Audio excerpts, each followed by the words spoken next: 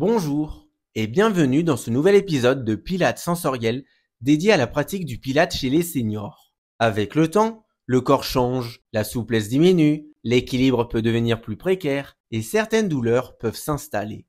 Rester actif est l'une des clés du bien-être et de la longévité. Le Pilates, en mettant l'accent sur la posture, la mobilité et le renforcement musculaire, est une méthode idéale pour entretenir son corps en douceur et en toute sécurité. Dans cet épisode, nous allons voir comment le Pilates peut aider à améliorer la qualité de vie des seniors, quels exercices privilégier et comment adapter sa pratique en fonction de ses capacités.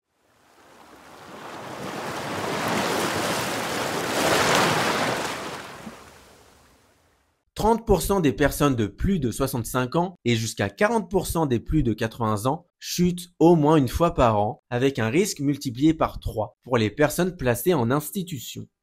La pratique régulière du Pilates est très importante car elle va permettre de développer la force musculaire, stimuler les différents capteurs impliqués dans le contrôle de l'équilibre, mais également développer de nouveaux mécanismes de stabilisation.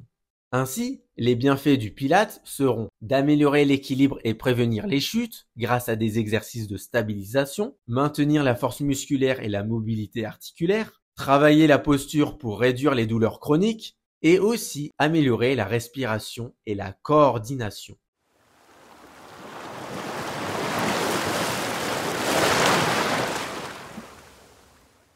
Les mouvements les plus adaptés aux seniors sont ceux du Matwork 1 avec des adaptations diverses dans le cas où le senior ne puisse pas faire les options traditionnelles.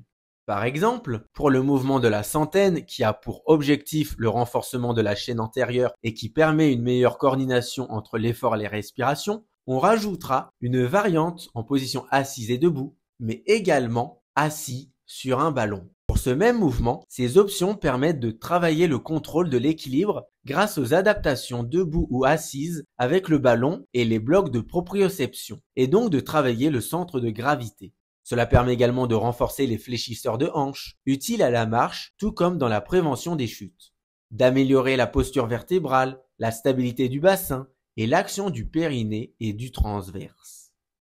Cela permet également de travailler davantage le cognitif par l'utilisation de matériel déséquilibré et également par l'obligation de coordonner les battements de bras et la respiration, ce que l'on retrouve sur une variante de la centaine. Bien évidemment, certains mouvements doivent être adaptés selon les éventuelles pathologies telles que l'arthrose ou l'ostéoporose et éviter les positions trop contraignantes pour les articulations.